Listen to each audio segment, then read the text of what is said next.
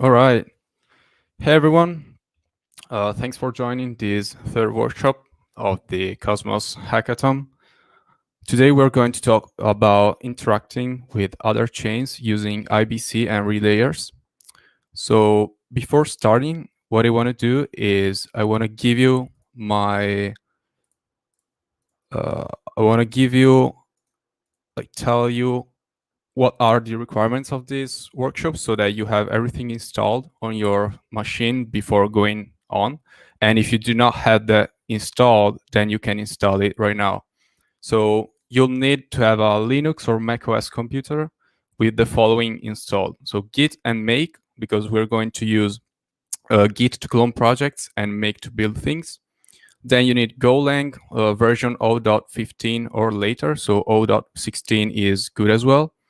You need protobuf installed because we're going to compile protobuf files, Docker, Node, and npm, and of course your favorite IDE to edit files. So I'll leave it 5 seconds more so you can get all the things that we will need, and then we'll go ahead. All right. So who am I? First thing, my name is Riccardo Montagnin. On Twitter, you can find me at Rick Montagnin. I'm the tech lead at Forbol, and I work full-time on Desmos Network, which is a Cosmos-based blockchain. I've been developing Cosmos-based blockchains since 2018, even before the first Cosmos Hub came out. And I've seen it developing throughout time. So from the first versions of the SDK till now, and switching from Amino to protobuf, all these things happening. So the webinar will be structured as follows. It will be approximately 60 to 90 minutes long. It really depends how fast we can go. And there will be 3 sections. The first section will be about how do Cosmos zones work and how to create one. The second one will be about how IBC works. And the third one will be to learn how to make your zone interact with other ones using IBC. So we'll go through all these steps from how Cosmos chains works to how to make 2 zones interact with one another using IBC and relayers. Of course, I have my YouTube stream here open on my right. So if you have any questions, you can pop them in the chat and I will try to answer them. Feel free to interrupt me if something is not clear or you want to better understand things. So section 1, how do Cosmos zones works and how to create one. First things first is we need to define what a Cosmos zone is or a Cosmos blockchain. So inside the Cosmos ecosystem, we call different blockchains zones because we want to differentiate between hubs and zones. Hubs are like blockchains that will be connected to multiple other chains, and a zone is just a simple blockchain that is not connected to anyone, or it's connected to like one other or 2 other chains, but a hub acts as a hub. So in both cases, hubs and zones are blockchains, and they are proof-of-stake blockchains. A proof-of-stake blockchain is a deterministic state machine. What does it mean? It means that it simply takes as input a different state, and it transforms that state. It takes as input transactions, and it transforms those transactions. It uses those transactions to transform a current state into a new state. So you start by the first block, which is the Genesis block, and it defines the initial state of the chain. And then through different transactions, which are operated and created by the users, then you get to have different states. And the most important thing is that it must be deterministic.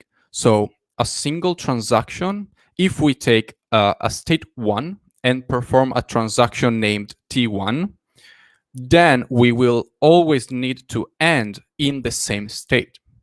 This means that transactions cannot work with undeterministic things, like, for example, contacting an internet API or working with time or working with the random numbers. They can't do this because if we use those random elements, that this means that if we have multiple nodes and they all start with the same state, if we perform the same transaction that relies on random operations, it means that those two nodes will most probably end up in different states.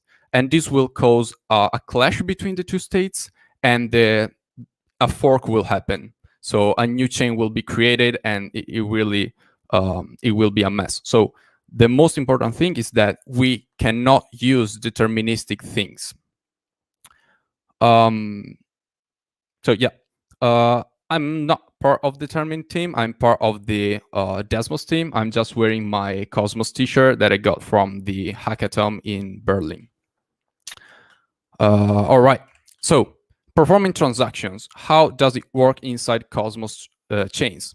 So we have the user that creates one or multiple messages, and those messages are then put inside a so-called transaction. This is just a JSON object that contains an array of different JSON objects. Each JSON object inside such array is a message. Then the transaction will get signed from the user, and all of this will happen off-chain, and it will be broadcast to the chain. Then what happens on-chain is that transaction is taken by the different node to which it was broadcasted. And the first step it goes through is the anti-handler. This is just like an element that's present inside the Cosmos SDK, which validates the transaction. So for example, if you're sending 10 atoms to another user, the anti-handler simply checks that you have 10 atoms inside your balance, and that the transaction is signed correctly and is signed with a valid signature. So once the anti-handler is passed, it goes to the handler. And this is something that we are going to write. And the handler is just going to take each single message. So the handler will deal with each message individually, and it will take that message and perform the state mutation that we talked earlier about. So for example, if we are sending 10 atoms to a user, a message will just tell that we're going to send 10 atoms, and the state will change so that our balance decreases of 10 atoms and the balance of the other user increases of 10 atoms. And this is going to be done by the handler. So the handler, to do this, to edit the current state of the chain, will just call the so-called keeper. And this is an abbreviation for state keeper. So it just keeps the current state of the chain and allows to edit the current state of the chain. And the keeper simply relies on top of the store, which is the last thing, and it's built inside the Cosmos SDK, and it's just a simple key value database. So from the beginning, we create a message. We tell, okay, send to Alice 10 atoms. The message goes through the anti-handler. The transaction is checked. The signature is checked. Everything is checked. It goes inside the handler. The handler tells, okay, decrease your balance of 10 atoms and increase the Alice balance of 10 atoms. And that is done through the keeper, which updates the store. So it's pretty straightforward. And this is done for each node inside the blockchain, okay? And we just have to remember that the store is just a key value store. So it's a simple database which allows us to store key value pairs. Then what about reading data? Reading data does not require anything to be done off-chain. It simply queries a node, a full node, which stores the current chain state. And it does this through a querier. The querier is something that is defined by us as developers and allows to handle different query endpoints. So for example, inside the bank module of the Cosmos SDK, what we can do is we can query the balance of a user, or we can query the overall supply of a coin. So those are two different queries, and they are handled by the same querier, the bank querier.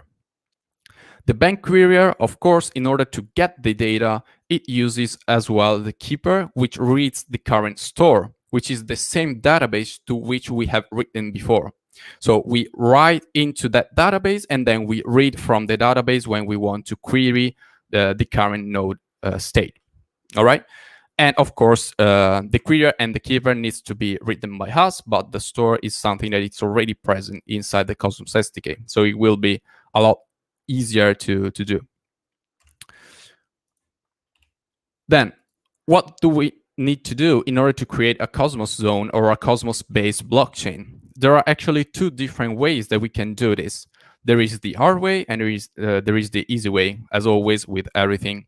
So the hard way is just write everything by hand. This means starting from an empty folder and write each single line of code by hand. This is what we developers used to do until the Starport came and was released. So this means that we had to either fork an existing chain, so taking their code and copying and editing what was done. Usually it was the Gaia code, so the Cosmos Hub code. We used to just fork the repo or just download everything and then create our own repo from there.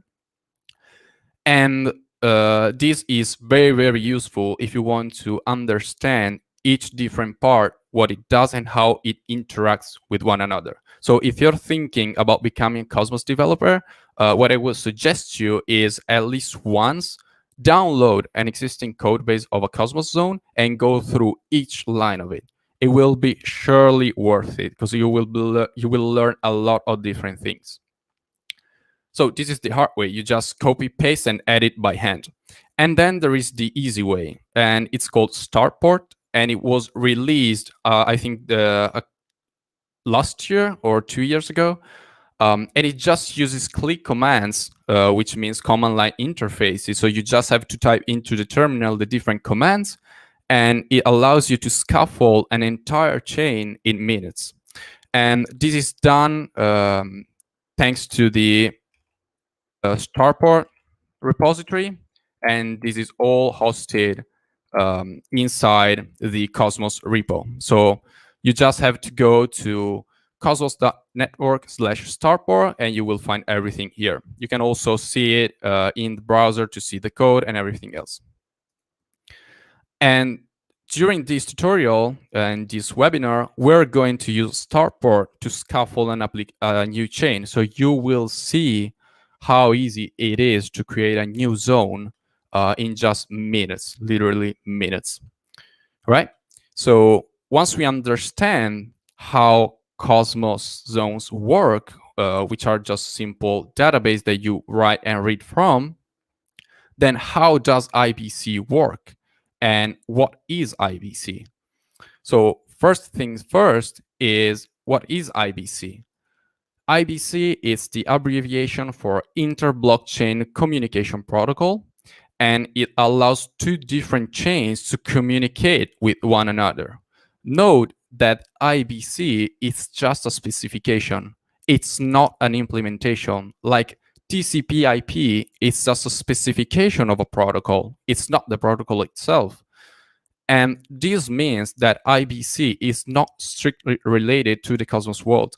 It just allows two different chains, which also means, like, for example, the Bitcoin and the Ethereum chains to be connected together. Cosmos is just the first ecosystem that uses this protocol, but it does not mean that it will be only related to Cosmos and only used inside Cosmos. It will be something much, much more big. And inside the Cosmos ecosystem, the protocol and the specifications are implemented via the X/IBC module that you can find inside the Cosmos GitHub organization. And there are different things to understand when wanting to interact with IBC. And these are clients, connections, capabilities, ports, and channels. So these are like the main pillars of IBC. And we're going to see one by one what they do and how they interact with one another. The main thing to understand inside IBC is that it's just like the TCP/IP protocol.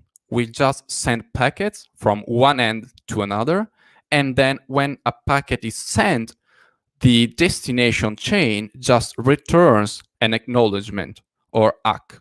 So we send one thing, and then the recipient is going to tell us, okay, I've received this thing and I've handled it, or there was some error or something else. So we're just going to also get the response back from the destination chain. It's not just like sending a message into the sea. It's just like communicating with another person. You're going to get an answer back. Okay. So first things, clients and connections. So this scheme represents what clients and connections are used to. So you have blockchain 1 and blockchain 2 on the right of the screen, right? And for each blockchain, we are going to create one client inside the IBC implementation. So we are going to have the client 1 that's going to connect with blockchain 1 and client 2, which is going to connect with blockchain 2. And what do clients do? They simply track two things. The first thing is the consensus state of that blockchain. Because if we want to connect, for example, Cosmos with Ethereum, during that connection inside Cosmos, we need to make sure that the Ethereum chain we are connecting to is actually updated. We're not just connecting to a dead chain, or that we start losing the consensus event, and so that we send our packets, it's just going to get bounced back because it's not an updated consensus. And they also track, apart from the consensus state, the proof specification that is going to be used to verify the proof against the consensus state. So that when we send a packet to the Ethereum chain, we want to make sure that that packet has been received and that packet has been actually sent from our chain. We do not want the Ethereum blockchain to accept fake Cosmos packets. So that's why we need a client to make sure that the packets and the proofs of sending and receiving a packet are actually true, and we do not have malicious actors in the middle that try to falsify the data. All right. So we have these two clients, and they are used by a so-called connection object. A connection object simply holds two different connection ends object, and each connection end is associated with a client. So we are going to have, for example, the Cosmos Ethereum connection that is going to be a single object. And inside that object, we are going to have the Cosmos client and the Ethereum client. And those are going to help us communicate and send things to those chains.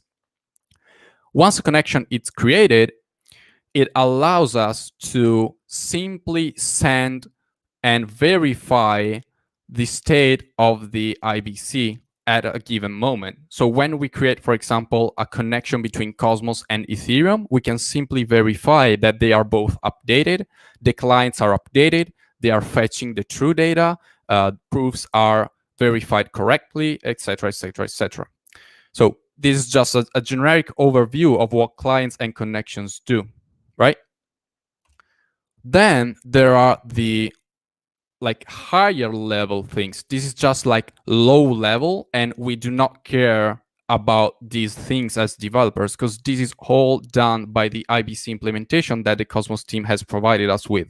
So we do not need to update those things by hand or create those things by hand. These are just implemented by default.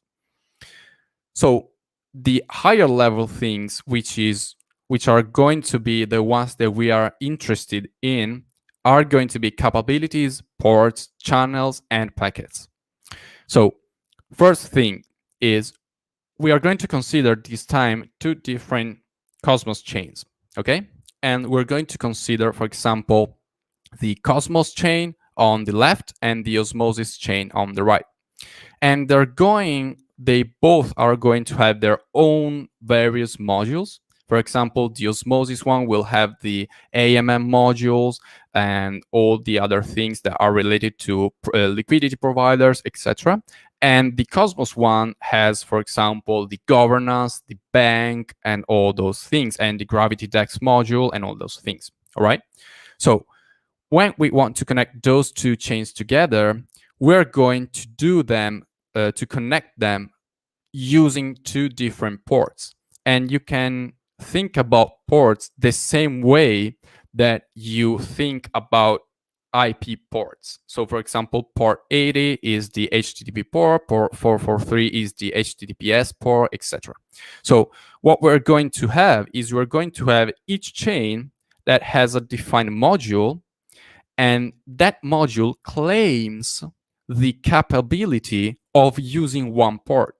So for example, we have on the left side the Cosmos module, the Cosmos blockchain, which has the transfer module that claims the ability of using the transfer port to send tokens to the osmosis chain. And on the right, we have the transfer module inside the osmosis chain, which claims the capability of receiving tokens. All right. So, and it does by claiming the usage of the same transfer port. So what happens is that you have different chains with different modules, and each of these modules can claim the ability to use a specific port. And the port usually identifies what we're going to use IBC to send using that port. And those ports are then tied together, and they are put in communication with one another using a so-called channel. So you can see, if you want to have a visual representation of what an IBC connection is, you can think about two different computers that have each one a USB port connected to them, and the USB port connects the two computers together. So, or maybe even an Ethernet cable. So you take one computer, plug the Ethernet cable into it, then you pick another computer and plug the Ethernet cable into it, and then you have two different blockchains that are connected with one another. So you have the channel, which is the cable that is used to send the data through. All right. So the Ethernet cable is going to be the channel, and the data that passes through the Ethernet cable are going to be the packets and the acknowledgements. So we have two blockchains, the computers that using their modules. So the Ethernet, the network board. So the modules, they claim the capability of using the Ethernet port, and the Ethernet ports of the two different computers are connected using an Ethernet cable, and that is the channel. All right. So before, we've seen that inside Cosmos chains, we only can perform two different operations, which is writing data and reading data. So the question is, if we can only perform those two transactions, how can we send data between two different chains? And this is pretty simple, to be honest. Even though the schema looks complex, it's really simple. So we start from a user that that creates a message, a particular message that tells that he wants to send some data from one chain to another. So it just creates a message and signs that message telling, okay, I want to create this packet and send this packet to the destination chain.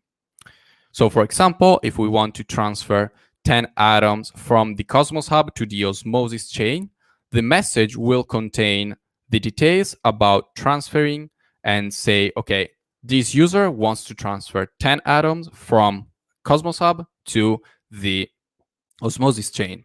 And the message will need to contain the channel ID, the port ID, etc., to make sure that the different the different modules can have the capabilities. So the message will then be picked by the handler that we have defined before, and the handler will simply create a packet. And this packet is going to be stored inside the source chain. So for example, if we want to transfer 10 atoms from Cosmos to Osmosis, the packet will be stored inside the Cosmos chain. All right? So it will not leave that chain. What will happen is that inside the packet, we will have all the different things that are going to be needed to verify that the packet was sent properly. So we will have the current consensus state, the proof, etc., etc., etc. And what is going to happen is that an external actor named the relayer, because it's just going to see the packets and relay them to the other chain, is simply going to pick up that packet that is stored inside the blockchain. So it continues to observe the different packets that are being created inside the blockchain. And it's just going to pick the packet and perform a transaction inside the destination chain. So for example, if we want to transfer, again, 10 atoms from the Cosmos chain to the Osmosis chain, it's just going to pick the packet that was stored inside the Cosmos chain and say, oh, there's a new packet. Let me perform a transaction inside the Osmosis chain, telling to receive the packet. All right. And it will just, inside the receive packet message, it will include the whole packet, which also contains the specifications of how to prove how to verify the packet itself. This message will be handled by the handler of the Osmosis chain, so blockchain number 2, and it will create an acknowledgement. Once again, the acknowledgement will be stored on the destination chain. It will not be sent using the network or anything else. It will just be stored inside the destination chain. And once again, the relayer will see that acknowledgement packet and will tell the source chain, oh, hey, I have received an acknowledgement from the destination, the destination chain, and this is the data that was contained inside the acknowledgement. So the acknowledgement will be received thanks to a message receive ACK, and it will be included inside such message, and it will be stored inside the blockchain 1. So we start from a user, it creates a message to create a packet, the packet is created and is stored inside blockchain 1. If you see here, I've used dotted lines because I want to stress the fact that this is not something that happens automatically. It's the relayer that needs to query blockchain 1 to get the new packet. And so it just queries, get the packet, receive the packet. This is sent to the blockchain 2. It creates the acknowledgement, and then the relayer once again reads the updated state of the blockchain 2 and tells there's a new ACK, and it sends it back to blockchain 1. So this is pretty straightforward. And if you have any questions about this, please ask them now or even later if you come up with them. But I want to make sure that this is clear for everyone, because this is going to be very, very interesting to see happen next as we go on and start coding. All right. So section number 3, how to make your zone interact with other ones using IBC. As we've seen, interacting with IBC and other chains simply means performing transactions and reading data. So there are 3 things that we need to do in order to enable IBC inside our zone or our blockchain, as you want to call it. The first thing is think how your zone will use IBC. So what does it need to be sent to other chains? For example, inside our schema, this would mean what are we going to put inside a packet? What data do we need to send to the other chain? And what does it need to receive from other chains?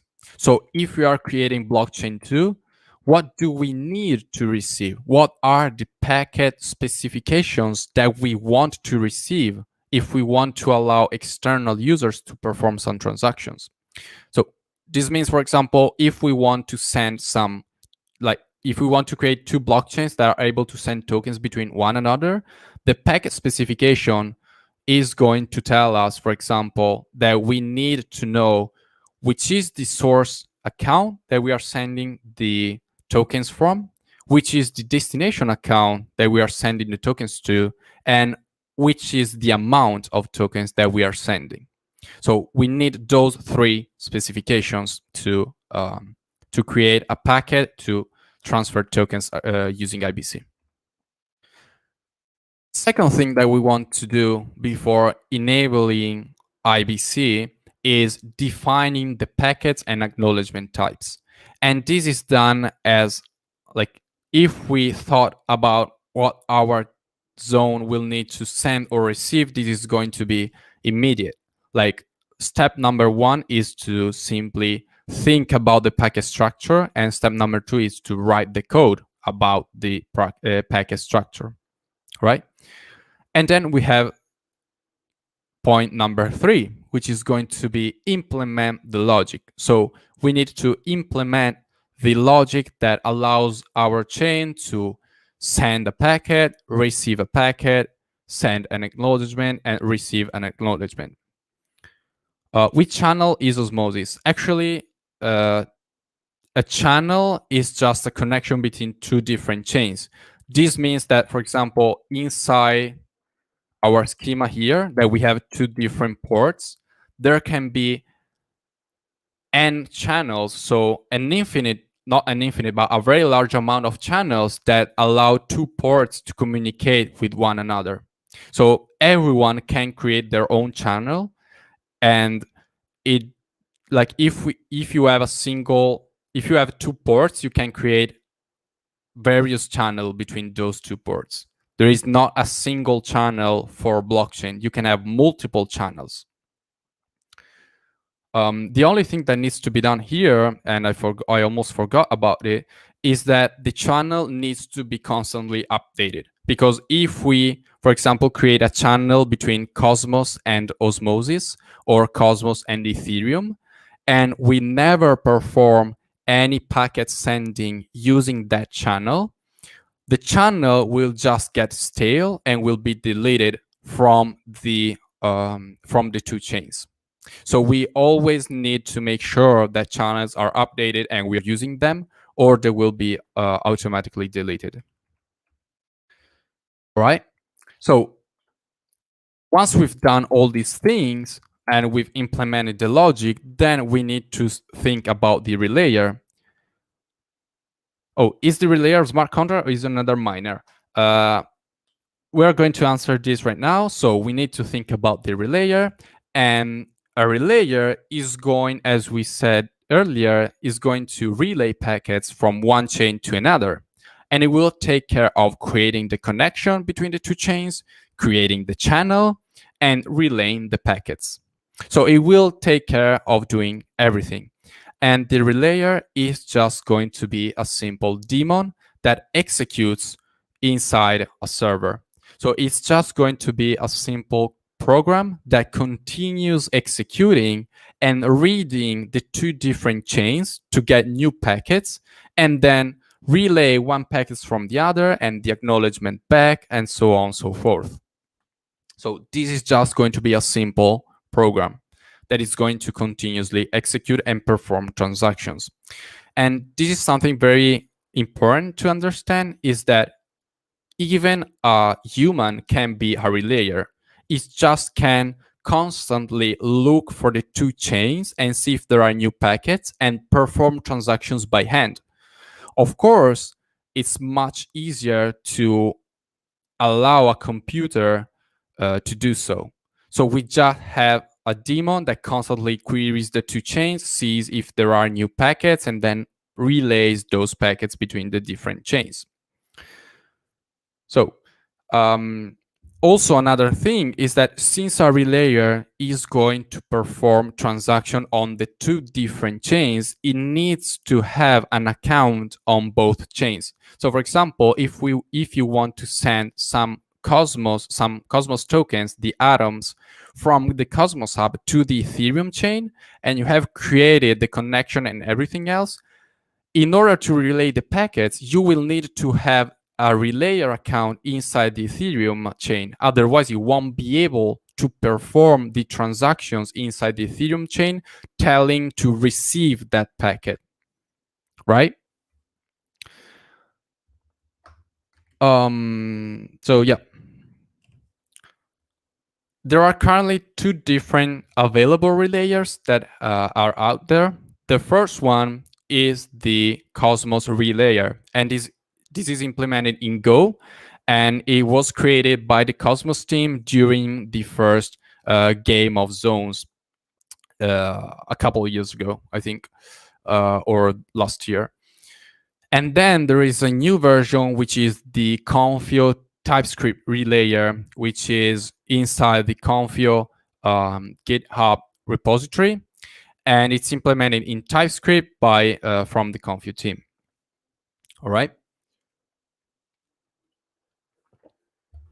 So if we just go here and take a look at the repository, you can see that the Cosmos relayer is all in Go, and the TypeScript relayer, let me get that, is in TypeScript, right? So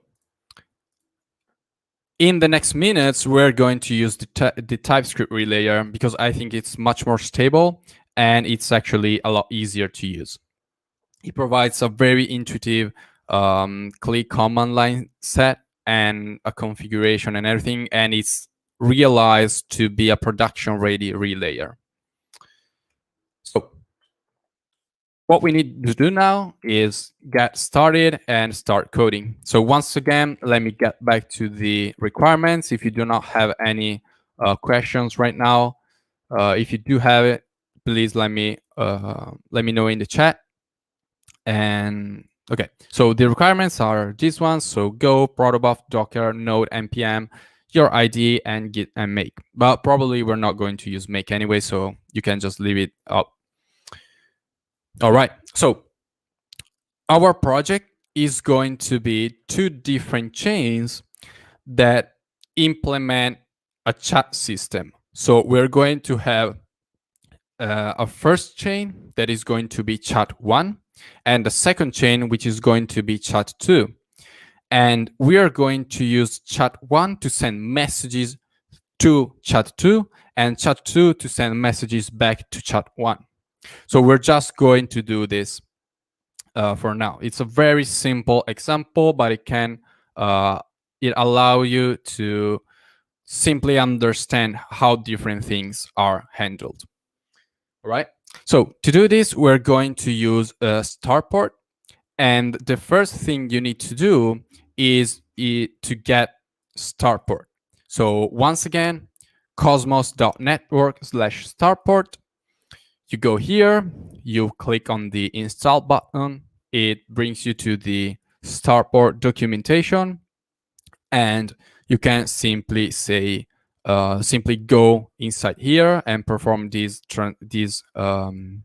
command, which allows you to get starport, and then move the starport inside the user local bin. Or if you have a macOS with Homebrew installed, you can simply do brew install tendermint /tab/starport, and this will allow you to get the starport CLI interface installed. So once again, I'm going to leave it this here for a single moment. These are the two types of command you want to do. And once you have this installed, you can simply see if you have it installed correctly by typing starport and see if this comes up. In the meanwhile, I'm just going to read one question. I'm not a coder, but I'm trying to grasp the system in its entirety as well as possible, considering I'm not a formally trained engineer. Don't laugh because it works very well in a practical sense. Yeah. I can understand this. Yeah. Yeah, it's just going to yeah, it's just a shared state. Yeah. If you need to transfer atom between Cosmos and Osmosis, which channel does Osmosis have? Currently, there are no open connections between Cosmos and Osmosis, but if you want to transfer tokens between, for example, Cosmos and region network or Cosmos and another chain, you can create your own channel by hand, and we are going to see how to do it later. So you can create a new channel if you don't want to trust other people from constantly updating it. Have you been working with Algorand and Tendermint on any level? Actually, not with Algorand at all. I know the project, but I've not worked with it. The Tendermint, I've worked with the Cosmos team to create some pull requests on the Cosmos code base, but I've not worked with the Tendermint code base at all. So what we're going to do now is we're going to scaffold a new chain that does exactly what we've just said. So it just allows us to create and post messages inside a very simple chat. All right. So I assume you have Starboy installed and you're ready to go. So first thing first, let me enhance the vision here. Okay, I hope this is large enough. So I'm going to close this. What we're going to do is we're going to create an application, and we're just going to call this webinar, right? Then we just go inside this folder, and this is empty. And what we want to do is we want to scaffold an entire chain using Starport. So we're just going to have Starport app, and then we just need to write the GitHub repository if we want to upload it inside GitHub, or here you can write any kind of name. So I'm just going to call this github.com/webinar/chat. And this is just going to be the Go module, the name of the Go module that will host our application code. So we just go, type enter, and we just wait until this is scaffolded.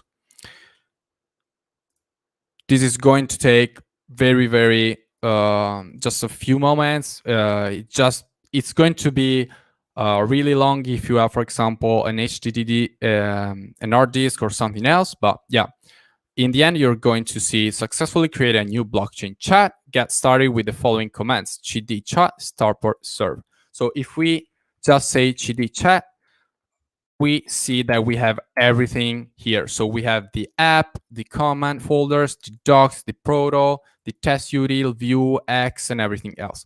So let me take you a brief tour around the code of a Cosmos chain. All right, so let me open the Golang IDE, which is my favorite one. You can open your favorite one, whatever you want. I don't know why, but Golang sometimes takes a lot of time. Okay, it's loading. Let's see when it opens up. So in the meanwhile, I'm just going to tell you that we're going to focus on the X folder and the app folder. All the other folders files, we're just going to ignore them right now. And I suggest you to take a look at those to better understand how a chain is built and how the different parts interact with one another. But for the sake of brevity, we're just going to ignore them right now. So, Golang, how is it going? Why it's taking so much to load? Oh God. No one knows. No one knows. I can't even show you the loading screen because it's just on my second screen. I don't know why. Like, it's there doing things. Maybe I can. Okay, here it is in the background. Let me see if it can open and see if it can open the file. Loading chat project. Okay, so I had it loaded previously. Preparing workspace so fast. Okay, once again, app folder, app.go file. This is where your entire application is defined, like I mean the structure of the application and all the different things. And then you have the X folder, which is the place in which all your modules are going to be put. So right now, by default, Starport creates a module which is named after your chain. So we just created a chain named chat, and right now it created a module called chat. So what we want to do right now is we want to go and remove this module because we want to later recreate it, adding the IBC support. So to do this, we simply go inside the X folder, delete entirely the chat folder, and then we go inside the app folder, inside the app.go file, which is this one, and we're just going to delete all the references of the chat module. So we're going to have this one and the keeper here and the store key, the module itself, the module name from here. What's this? The module once again, and the subspace here, right? So let me see. Yeah, no more errors. Perfect. What we want to do now is we want to once again use Starport from within the chat folder, which is the folder that contains our blockchain, and recreate the module. So to do this, we simply type Starport module create chat, and then we enable IBC for this module. So we simply type -- IBC -- ordering unordered.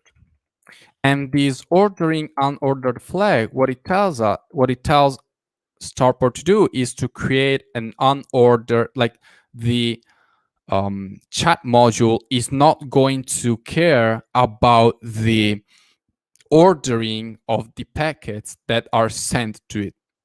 So for example, if we have a series of packets, 1, 2, 3, 4, if we send 3, 2, 4, 1, the module will accept it anyway.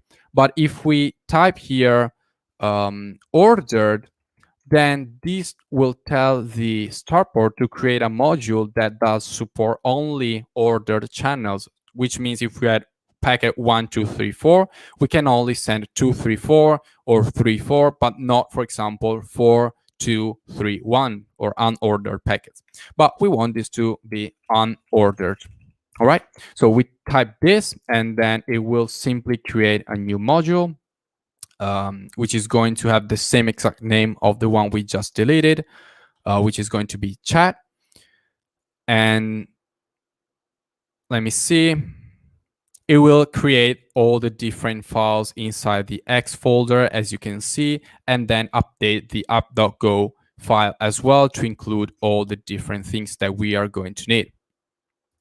So module created chat, and then this is going to be pretty empty by default.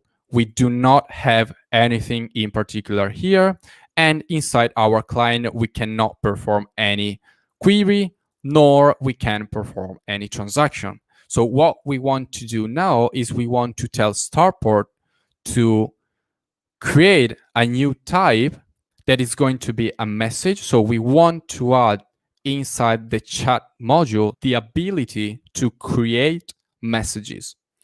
And to do this, let me clear, we simply go and type Starport type message. And this is the name of the type. So we're going to create a new type that's called message. And then here we define the fields that the message has as a list of tuples divided by a comma. So we simply go and type, for example, field 1, type 1, then field 2, type 2, etc., etc. So in this case, what we're going to have is we are going to have a single message that has a body and a creator inside, right? So what we want to do is we want to simply say type, message, body, string. And the creator field will be added by Starport by default. So you do not have to, like Starport will add two default fields, which are the creator and the ID.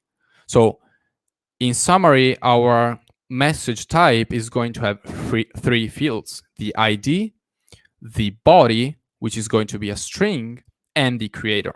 So we simply do this, and then we say, okay, create this type inside the chat module. We just press enter, and it's going to generate all the different files, and it's going to place them inside the types folder of the chat module. So this is going to, as you can see, it created messages, message here. So new message, create message. Then it's going to create new message, update message, new message, delete message, and all these things. So this also created the proto definition of the different things, which is, for example, the message. As you can see, we have a creator, we have the ID of the message, and we have the body of the message. So our chain is simply going to store a list of different messages, right? And it also, inside the keeper, which I remember you, is the thing that allows us to store and read the data.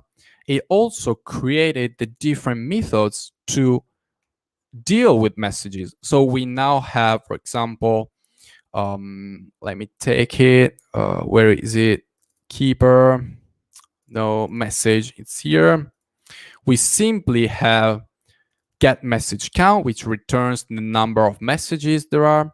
Then set message count, append message if we want to create a new message, set message if we want to update a new message, get message, has message, get message owner, remove message, get all message, etc., etc. So it created a series of useful methods to deal with messages. And messages, I mean like instant messages. For example, the ones you send with WhatsApp, we're just going to create an instant messaging chain that only allows text messages, not photos, not anything else, just to keep it simple. So it just created all of this. And since we also created the IBC implementation, it also created all these methods that are going to be used by the application when something happens. So for example, here are like the first 8, I think, are all the different 2, 4, 6. Yeah, the first 6 are all the methods that are going to be called to create the channels, the connection, etc., etc. And the last 3 are the ones that are most interesting to us. So the onReceive packet is going to be called when we receive a packet. The onAcknowledgement packet is going to be called when we receive an acknowledgement from another chain.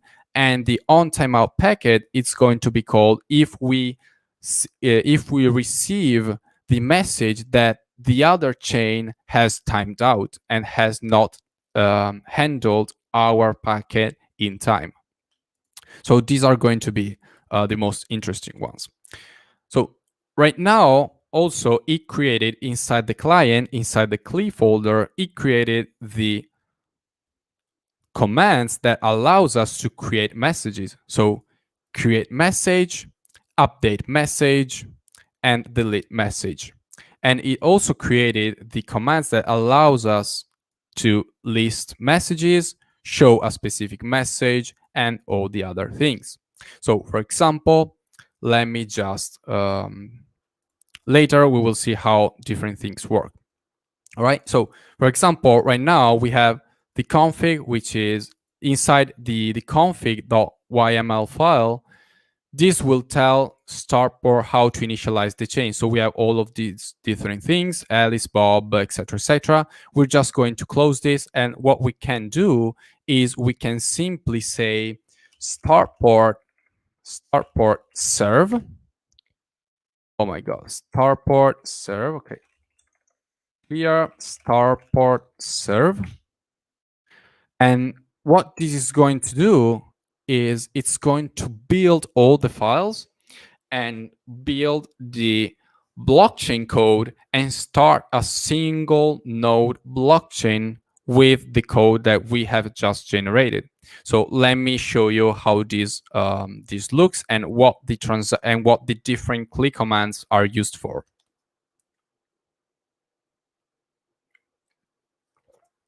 So as you can see, it's going to build the protofiles, the dependencies, the blockchain, and then it just started a chain. So I'm going to split this, and once you create a chain, what it creates and installs, it's a new binary that's called as the chain name with the D suffix. So for example, since the blockchain here is called chat, what we have, it's a new command which is chat D. And this collects all the commands that we can do. So for example, chat D, transaction, chat. And what we can do is we can use these different commands. So for example, inside the transaction message, we can use create message and insert a body. And then we can query the messages using list message. So for example, right here, if we say chat D, transaction, chat, create message, this is my message. And we simply say from Alice. This is going to create a new, as you can see, webinar, chat, message, create message.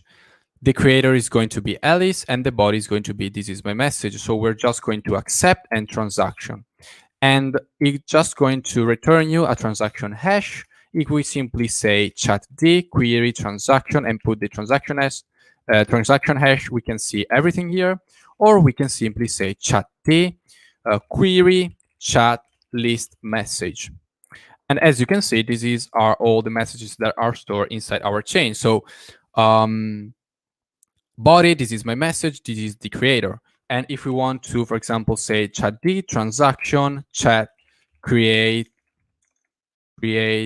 message, hi Alice, from Bob, and we can simply say yes to skip the verification.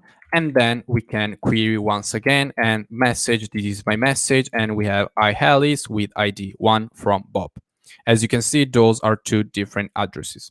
Okay, so this is very, very straightforward. We just bootstrap an entire chain that works pretty well, and it allows simple things, of course, but we did it in like 5 minutes. So right now, what we can do is we can stop this chain and we can enable IBC. I've always wanted to send a message to Elise. Yeah, you can do this. Like you can spin up the chain and just send a message to Elise. Then what we can do right now is we can create a new packet definition. And if you remember, packets are those things that are going to be sent to the other chain. So what we want to do is we want to allow the first chain, which is going to be our first chat chain, to send a message, like a user on the first chain to send a message to a user on the second chain. And this is going to be done through IBC. So what you can visualize, if it's easier, we are going to have a first chain, which is going to represent our phone, and another chain, which is going to represent our friend's phone. And we're going to send one message from one chain to the other and back using IBC, right? So pretty easy. What we have to do now is we have to define what is going to be contained inside the packet. And the packet is going to be the object that is going to be sent from one chain to the other. So what do we need to define? Of course, we need to define the body of the message that is going to be sent and who is going to send the message. So how we can do this? We're going to use once again startport, and we simply say create a new packet. So startport packet. And we're just going to call this space message because it's going to be a message flying through space. And it's going to have two different fields. So the first is going to be, of course, the body of the message, and it's going to be a string. And the second one is going to be the user that sends the message, and it's going to be a string as well. And what we want to do is we want to have this packet inside the chat module. So we just hit enter and we allow Starport to do its work and create all the files we need. So as you can see, it's very, very easy to generate things with Starport, and it's crazily easy to do this. So we allow it to scaffold the different things, and once it ends, we're going to see, let's go, you just create a new packet that's called space message, and it just contains those different those fields. As you can see, create a packet space message. We can take a look at the chain code, and as you can see, we just have a new set of commands here. So send space message, and we're just going to need to provide it with the port, the channel, and the body and the user. And once we have this, we also have inside the keeper, we have these ones as well.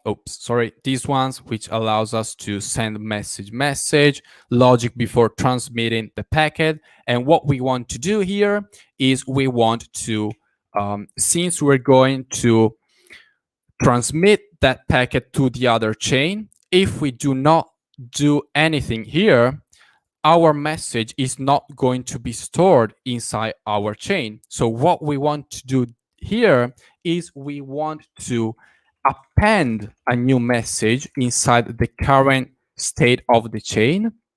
And this is going to be a new message, and we do not care about the field, but the creator is going to be our user, and the body is going to be the body of the message itself. So we just append the message, and that's pretty easy, and then we transmit the packet to the other chain. On the other hand, what we want to do if we receive a message, so to do this, we just go inside our module IBC, and as you can see, there has been like Starport added some code. So what did it add? It added a new case here. So we're just inside the onReceive packet, and what this happens is, okay, in this case, we just received a packet that contains a message. So what we want to do is we go inside the onReceive space message packet here. And what are we going to do here is we just going to append a new message, types.message here as well. And we're just going to have the creator, which is going to be sent inside the data structure. So data.user, and body, which is going to be data.body. So once we receive a packet, we're pretty much here, like we're here, right? We're inside this handler, and we need to store something inside our chain. So in this case, it's going to be our message. It's pretty easy, right? So this is our logic. When we send something and receive it back, then you can also handle the acknowledgement logic if there is a successful acknowledgement or a bad acknowledgement, etc. Or there is some timeout, but we're not going to take care of this right now. So once we've done this, what we can do is we can simply say starport serve, and then if we type, oh my God, I cannot. All right. So if we type --help, it's going to give us all the flags, and we can simply say reset once to reset the upstate on force start, or force reset to force the result of the upstate, and everything source change. So and every source change. So what we're going to do is we're going to say starport serve --force -reset. And this is going to reset our entire chain code, and it's going to restart a new one. All right. So it's just going to take a little bit, and it's going to create a new chain. So after this, I'm going to show you how you can create two same chains running on your computer. So we're going to use this code, which acts as a message sender and a message receiver to instantiate two different blockchains on your local computer and send messages through one of them. So as you can see here, now what we can do is we can say chat D transaction. And if we do this, we now have, just say chat, we now have a new send space message transaction. So if we say send space message, we are just going to have, I'm going to take your message. So I'm going to use, let's say, hi, send a message to Elise. So hi, Elise. And we're going to do this from Alice. All right, then dash dash yes. Oh my God. Yeah, of course, we also need to tell that who is sending the message is once again Alice. So it said it is phone home. Okay, so yeah, I'm going to do that later. So chat D, keys show Alice. Yes. Oh my God, what's the problem here? Receive. Oh yeah, I need to tell the port, the channel. Oh, okay, yeah. I can't do this right now because it requires an active IBC connection. So I'm going to show you later. Yeah, I forgot. Sorry. So now what we need to do is we have all the code ready. We need to test it using two different blockchains and let them communicate with one another. So what we want to do here is we are going to handle the different configurations of the chain. So let's just go here, copy and paste the configuration and put -1. Let's add it, and then -2. So this is the configuration that we want to have. And I have one here that is already valid. So let me copy this here. And this is the first one. So inside the configuration, we want to have two accounts inside the first chain. We are going to have two accounts, which the first one is going to be Alice, and it's going to have this amount of stake, and then the relayer, which is going to have its own address and this another stake, because we need to have the relayer address in the two different chains to let it transmit packets between the two chains. The validator, okay. And then what we want to do is we want to have a new home for the first chain, which is going to be inside our home folder and be under .chat-1. Then the Genesis will have chain ID chat1, and the host will be, the ports will be those ones. So these are just the standard ports that Cosmos uses. The RPC is on 26657, P2P is on 26658, Proof is under 6060, gRPC is under 1991, and API is under 1337. And then we want to have a new configuration, which is going to be our second chain. And what we want to do here is we want to copy this first configuration and paste it over here. And then we're just going to change the names of the different accounts. So instead of Alice, we're going to have Bob, then the relayer. The validator will be, of course, Bob, and then the home will be chat2. The chain ID will be chat2. And then what we want to do here is we want to increase by 1 the first digit of the different ports so that we do not have two different blockchains that are trying to use the same ports on our computer, because this would cause the second chain to never spin up, because it's just going to tell us that the ports are occupied by other processes. So we want to say 360, 36,657 here, 36,658 here, then 7060, 10,091, and 2337. So this is just going to allow us to create two different blockchains. And then what we want to do, let me just split this vertically so that I can show you two different chains running. And let me enlarge this one a bit. And then, so, okay, what we want to do now is we want to install our relayer. So the relayer that we're going to use is the TS relayer, and you can simply get it by executing this command. So you go inside the terminal and simply say npm I -g at confio/relayer at main. So this will install the relayer and it will allow you to use two different, okay, so let me just leave it here. This will allow you to have two new commands, which are going to be ibc setup and ibc relayer. Right? So the IBC setup is going to allow you to easily set up a new connection between two chains. And the IBC relayer is going to be the daemon that will relay packets on between the two chains, right? So what we want to do here is we want to use the first thing is we want to say IBC setup init. And this is going to initialize two different files that are going to be the app.yaml and the configuration.yaml files. The relayer.yaml files, right? So, I'm going to read one question. Why are these demos always making multiple chains within the same app? I really want to see from one VM to another VM to learn how to configure for production, not just sandbox.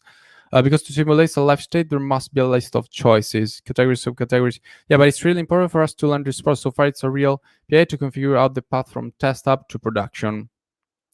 Because it's a lot easier. Like you don't have much time to understand how to do different things. But if you want to understand, Eric, how you can interact with different chains, let me tell you that you can go inside the Desmos repository, which is the blockchain that I'm working on with the Forbol team, the Desmos team.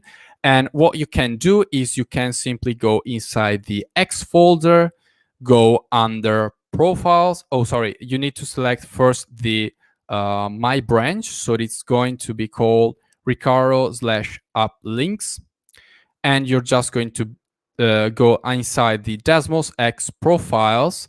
And then it's inside keeper and simply inside the the relay app links file. And this is where you can understand how to create a packet for another chain and send it. Actually, if you understand how you can have two local chains connected with one another, then connecting your local chain to another one, it's the exact same thing. You're just going to create a different packet and put inside that packet a different some different data, but the logic is going to be the exact same. So for example, inside here, what we do is we simply, when we receive a message send space message, we use the transmit space message packet. And this logic, it's going to be the exact same for whatever kind of packet you want to send, even it's from another chain. So as you can see here, it's just going to get the channel, then make sure the ports are enabled, get the next sequence, get the capability, and then this is the most important thing. So what it's going to do is it's going to get the serialized data of that packet. So for example, in our case, they send the space message packet, serialize it as a byte array, and put it inside a more generic new packet. And then it's going to simply send the packet using the channel keeper. It's very, very straightforward. And if you have a custom chain, what you want to do is you can go inside the keeper and say, start from the module IBC and say, okay, I just received the packet. What you want to do is you want to get the data, which is the serialized data, as a custom type, and then decide what to do with that type and handle it however you want, right? But if you want to have more information about this, yeah, you can check the Desmos application. You can also join the Cosmos or the Desmos Discord servers, and you can ask all the questions there. But I suggest you the Cosmos one, because there are more developers and they are more than willing to help you. So Right now we need to install the relayer, and then once the relayer, the TypeScript relayer is installed, what we want to do is we want to set it up. So we simply say IBC, as I told you, IBC setup init, and it just allows you to have two different things. So I'm just going to open them inside Atom. So IBC setup, and as you can see inside this folder, it just gets you two different files, which is the app YAML and registry YAML. So we're just going to open the app, and we're just going to open the registry. All right. So here it is. The registry is this first file, and what you want to do here is you want to have a chains object. The first key is going to be the name of the first chain, which is going to be chat1, and then the chain ID, so of course going to be chat1. The prefix is just Cosmos. The ICS20 port is going to be chat, because if we go inside here, inside the types and keys, we see that the port ID is chat.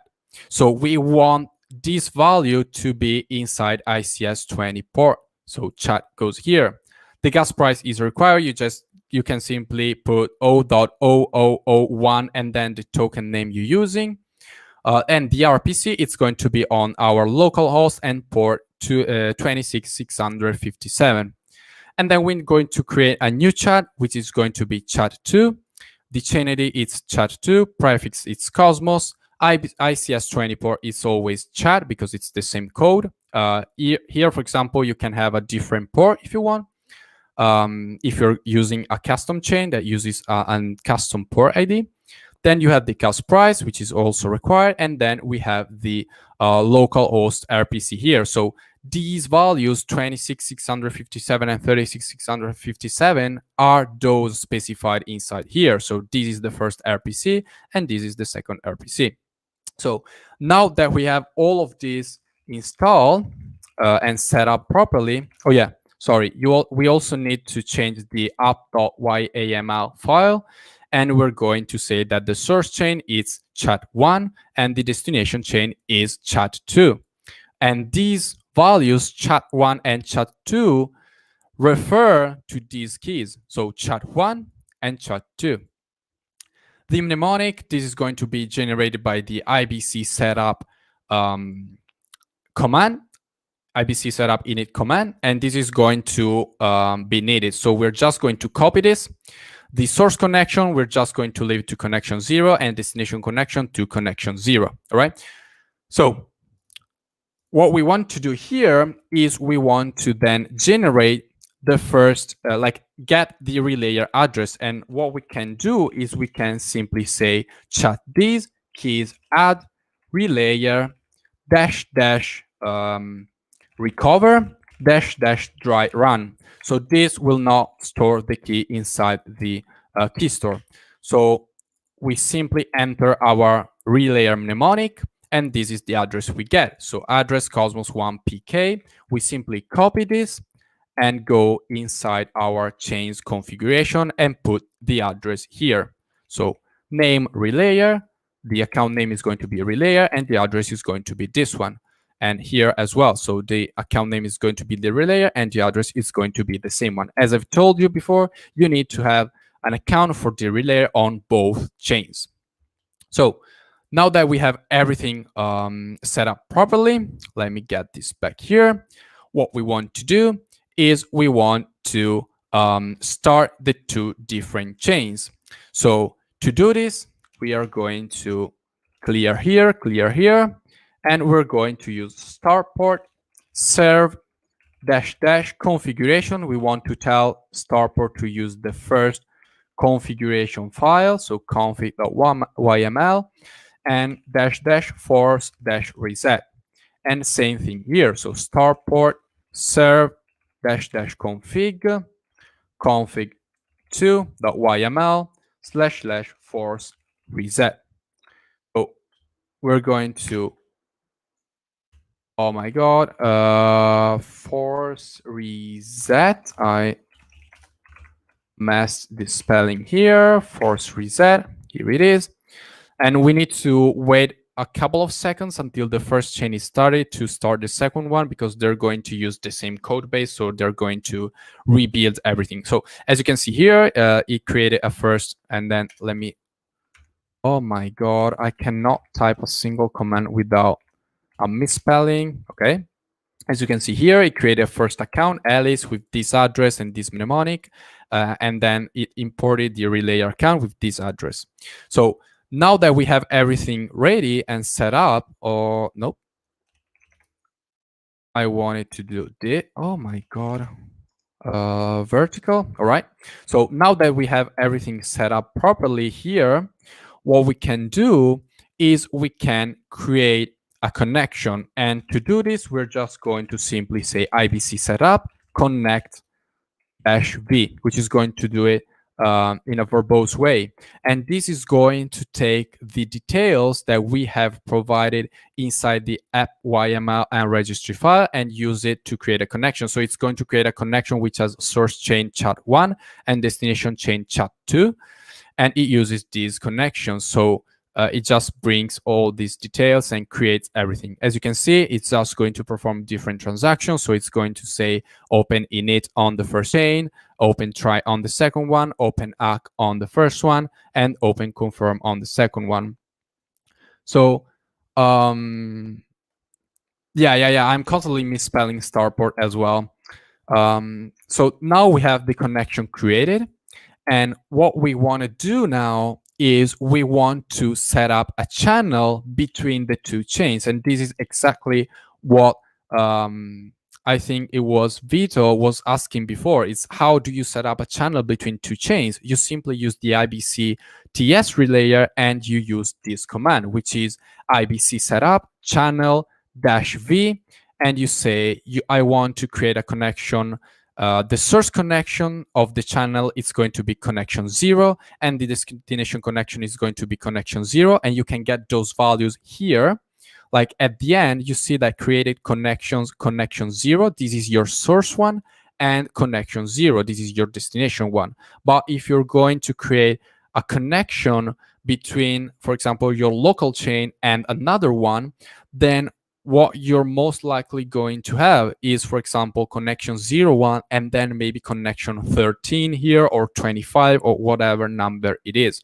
And you want to put those numbers here. So source is your local one and destination is your destination one.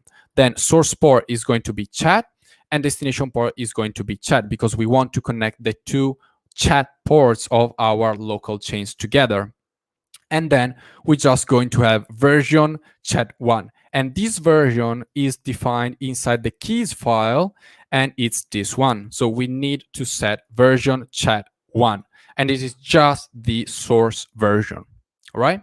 So we just hit enter, and it's going to get all the things and create the connections for us. So it's going to get the header of both chains, and from that start the connection. So open init, trying to open the, trying to initialize in the channel. It's trying to create the channel, and then the other chain will get back, say, okay, I've created the client. I'm going to confirm that the channel is created and everything is good.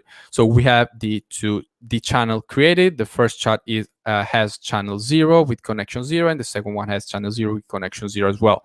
But those data will most likely change if you're going to run these commands in production.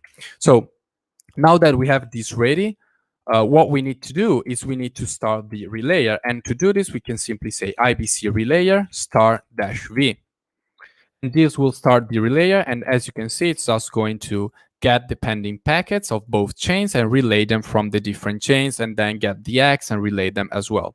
So if we want to send a message from one user to another, what we can do here is we can simply say and tell, okay, this, I want to send a message. So chatd transaction chat send space message, and I want to use channel 0, which is the one I have just created, and I want to send the message, and the user that is going to send the message, it's going to be the Alice address. So I can say, for example, instead of this is my message, I can say hi Bob and say okay. Then from Alice, yes, chain ID is going to be chat1.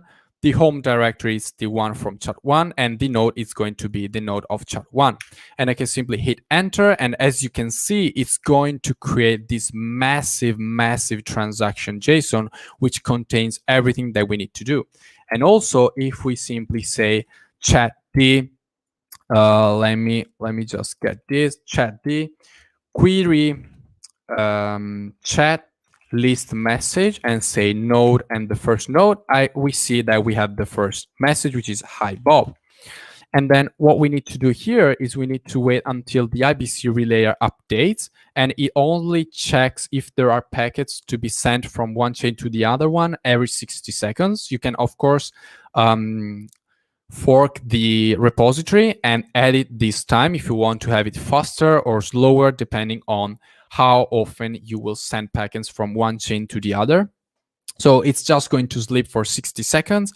And then when it wakes up, it's going to query both chains and see if there are packets to be relayed. And as you can see, there is one packet to be relayed from chat1 to chat2. And this is going to relay it, and it's going to get the latest commit and receive that packet inside chat2. So chat2 will receive that packet, and all these transactions will be performed by the relayer, and then it will relay one acknowledgement from chat2 towards chat1 to tell, okay, I've handled the packet properly. And what we can do is we can say chatd query list message, and instead of listing the message on chain 1, what we can do is we can put 3 here and list all the messages inside chat. Whoops, sorry. Clear. I'm missing query chat. As you can see, we see that inside chain 2, which is running on localhost 366, as you can see here, chat2 has this message that we've sent from chat1.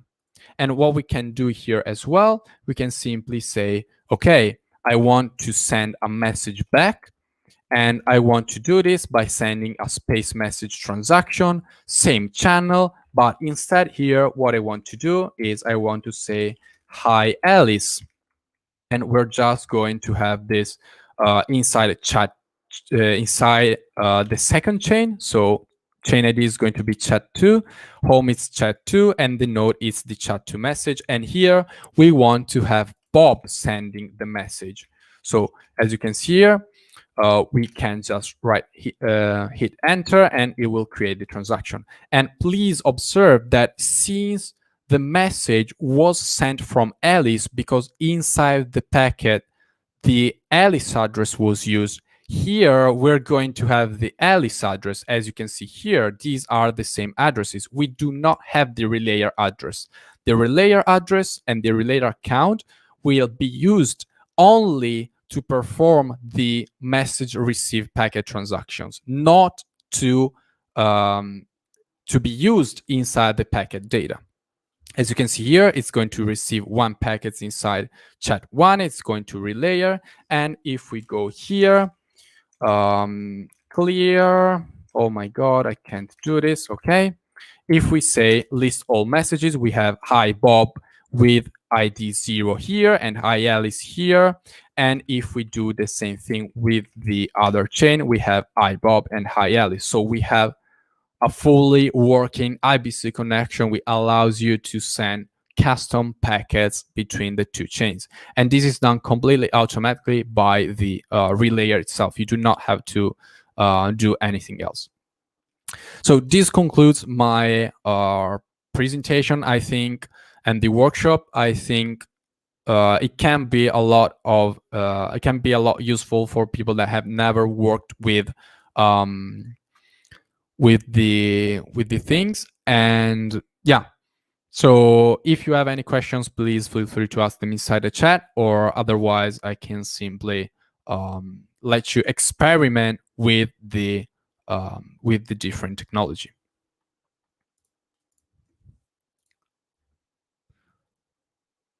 Thank you for your clean, concise presentation. Yeah, I see there are no more answers. Thank you, Eric. Once again, if you have any other questions, you can also hop inside the Cosmos Discord server and ask questions there. There are dedicated channels to the IBC relayer as well as other things. Thank you so much, Riccardo.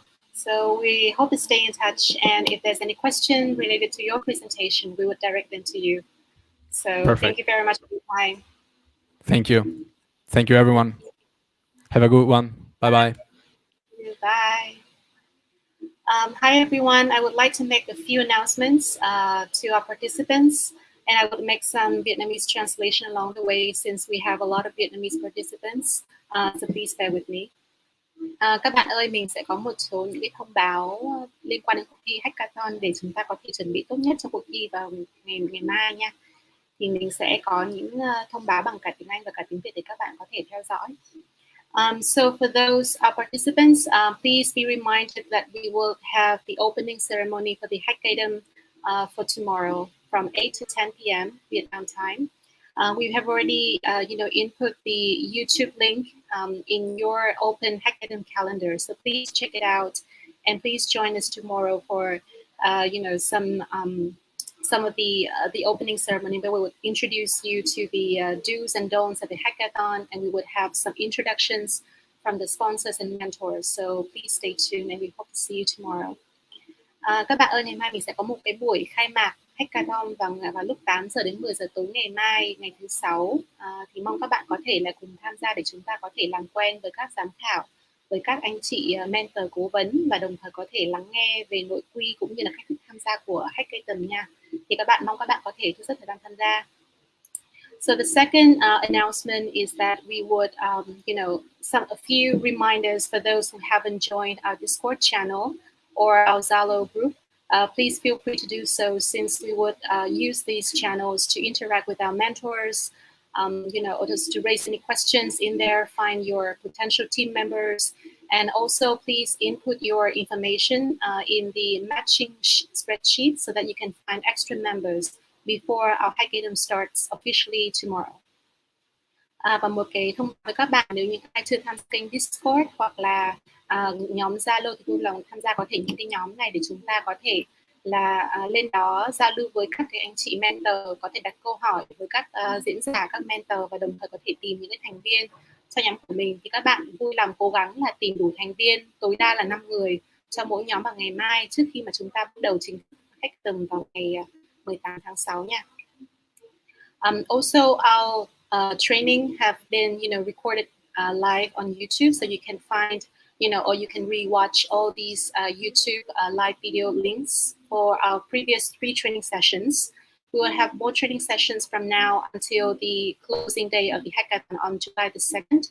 And also we would have quite a few mentoring slots every day from now until the hackathon ends, except for Sunday. So please check out the HackAtom calendar and make the most of the mentoring slots. Và các bạn cũng vui lòng chúng ta có thể là xem lại những cái đường link YouTube để có thể xem lại những cái đoạn, những cái bài đào tạo, những bài buổi training của chúng ta trong 3 buổi vừa rồi. Và các bạn cũng vui lòng là có thể add cái link calendar của chúng ta vào email để có thể theo dõi các cái sự kiện sắp tới. Sẽ có thêm các buổi training tiếp theo cũng như là những buổi mentoring với các cái anh chị mentor. Và gần như mỗi ngày trừ Chủ nhật ra chúng ta đều có những cái buổi mentoring như vậy. Nên mong các bạn có thể là cố gắng tận dụng tối đa những cái buổi mentoring này để các bạn có thể chuẩn bị tốt nhất cho cuộc thi. So I think that's all for now. So we hope to see you tomorrow for the opening ceremony. If there's any question, any inquiries, or any any request for support, please contact me or Erica at the organizing committee. So we can be reached via Zalo, Discord, Facebook, and email should you need any further assistance. Thì các bạn vui lòng là chúng ta có thể dành thời gian ngày mai để gặp lại nhau trong cái buổi khai mạc của HackAtom nha. Và nếu các bạn có cần bất cứ sự giúp đỡ nào thì vui lòng liên lạc với chúng tôi qua các kênh như là Discord này, Zalo, Facebook hoặc là email. Thì mình là Nicole và Erica sẽ sẵn sàng có thể giúp đỡ các bạn. So thank you very much for joining us today, and we hope to see you tomorrow. Have a great night, have a great day ahead. Và chào các bạn, chúc các bạn có thể là ngủ ngon ngày hôm nay và chúng ta sẽ gặp lại nhau vào ngày mai nha. Cảm ơn các bạn.